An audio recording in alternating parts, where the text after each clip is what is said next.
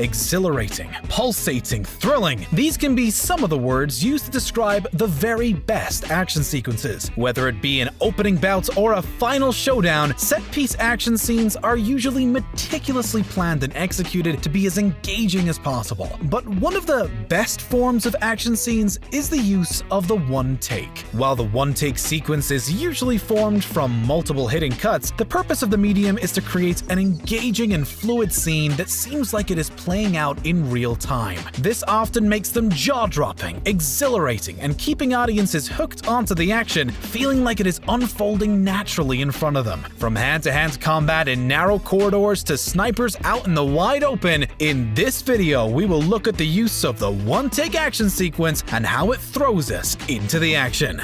Beware, spoilers to come. Get in, kid, come on! Come on!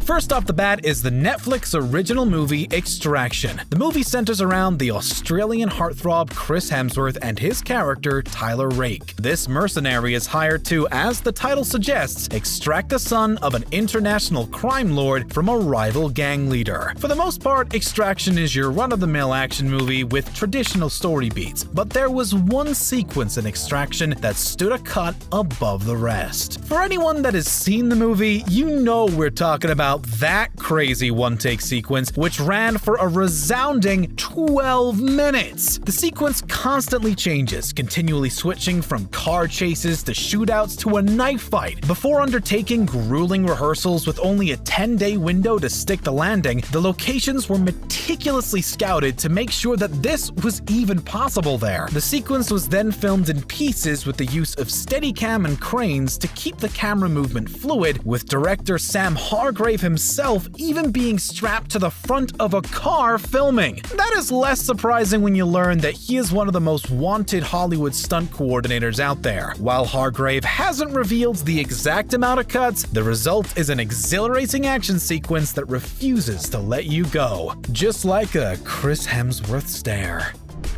If there is one film in the last decade you would have to label as a technical marvel, 1917 just might have to be it. Director Sam Mendes teamed up with the legendary veteran cinematographer Roger Deakins to not only make a long one-take sequence, but a one-take movie. While this isn't the first ever one-take movie, it is an extremely impressive feat, with the immersive style putting you right into the action. So when a plane is flying right at the main characters, or a sniper shooting at one while they tiptoe helplessly across a bridge, you feel like you are really with them. Like it is physically exhausting even watching this film. But making a movie seem like one take isn't easy, with the shoot of 1917 becoming known as a particularly grueling shoot. Every set was specifically designed to work for the one take, and every real-time stunt had to land. For instance, as Schofield runs through a destroyed city, the sky is lit by flares. With this serving as the main source of lighting in the scene, the crew had to test and time the flares to make sure they lit up for as long as they needed to make the shot work.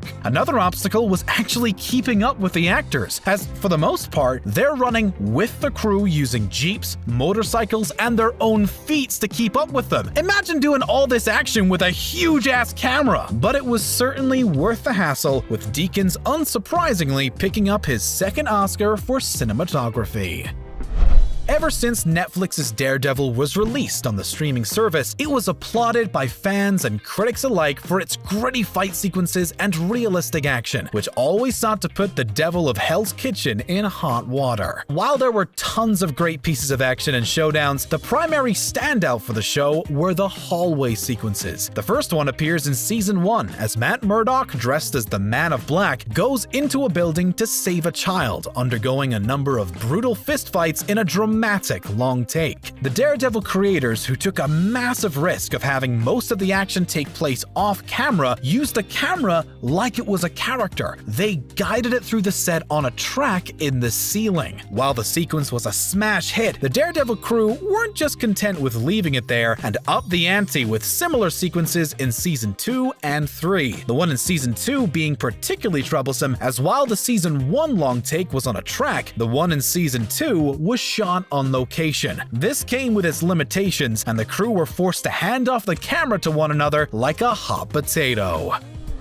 Mexican auteur Alejandro Iñárritu's Frontier Vengeance movie is memorable for many things. The amazing cinematography from Emmanuel Lubezki, the use of natural lighting, crazy bear attacks, Tom Hardy's accent, and of course, Leo finally getting his Oscar. But its most memorable moments arguably come with its use of long takes. Iñárritu wanted to capture the awe of the landscape. He got the most out of Lubezki by using stunning long takes that he didn't wait to put in, using one for the opening sequence where Leonardo DiCaprio and the other fur trappers are ambushed by a Native American tribe. Iñárritu uses a Steadicam to keep the camera fluid as it follows the action, all of which is meticulously rehearsed and choreographed, resulting in the audience feeling immersed by the same chaos the characters are in. The team also had to be quick, as they only had a few hours to film in a day due to the use of natural light and only having a small window where it was optimum for the scene. The sequence encapsulates all the craziness and brutality that is yet to come.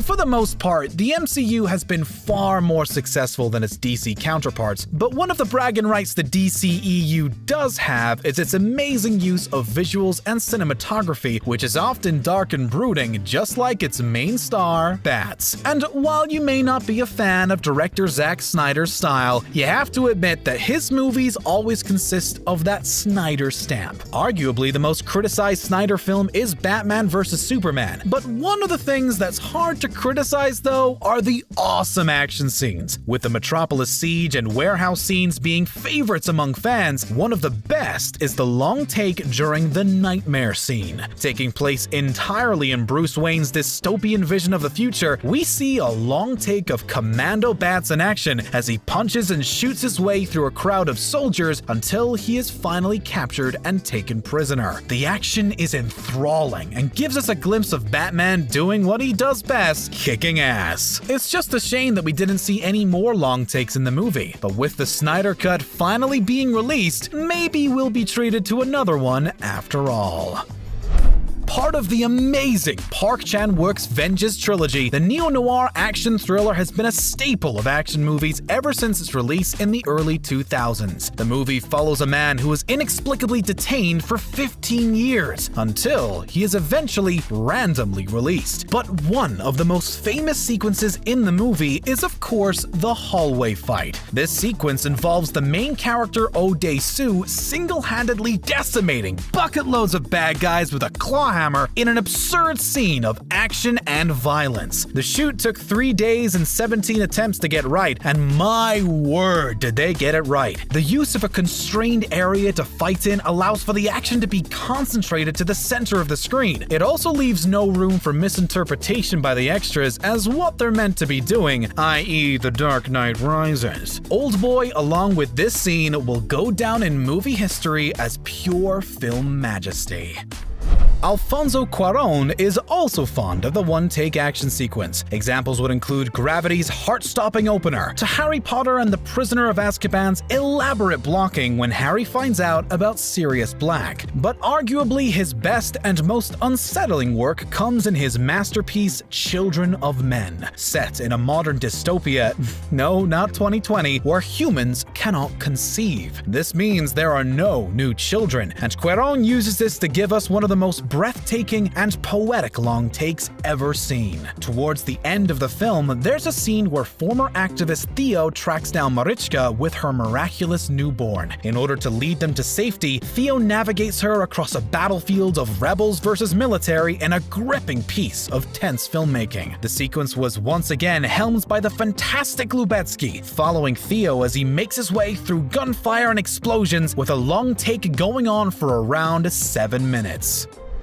Directing a prequel or a sequel can be one of the hardest tasks in the world, with fan expectations usually being very high. But thankfully, Ryan Coogler hit the nail on the head with Creed, a sequel to the Rocky series. Creed has many moments that really pack a punch, but probably the most notable is Creed's first fight with Leo Sperino, with Coogler adopting the one-take method. The sequence throws you right into the ring as the duo duke it out, with actor Michael B. Jordan actually learning to box for the scene. With the use of Steadicam, we get in close and personal with the characters in a sequence that lasts 5 minutes, draining us as we see the endurance and brutality that goes into the sport. The take took 13 attempts to get right, with the finished product being a testament to Hollywood filmmaking. The 6th season of Game of Thrones was easily one of its best. With a budget and production size as big as any Hollywood blockbuster, Game of Thrones had the capability to do almost everything, and that culminated in one of the best battle scenes of all time, the Battle of the Bastards. As Jon Snow and Ramsay Bolton squared off for the future of Winterfell in the Bastard Bowl, the stakes were high, and with Game of Thrones not shying away from killing off your favorite character, fans were left tense as they watched the fate of Jon Snow play out. This is epitomized in a 1-minute long take of Jon Snow in battle, immersed with the character in this absolute madness, slashing and dodging as he goes. Crew working on the scene said the field location turned into a bog 9 inches deep with mud by the end of the shoot. Taking 25 weeks to film everything in the Battle of the Bastards, it really was, as Kit Harington described it, a long slog. The scene throws you into the action and has you on the edge of your seat the entire time. It was a lot of furiously hard work, but the end result shows the madness of medieval warfare and Game of Thrones at its brutal best.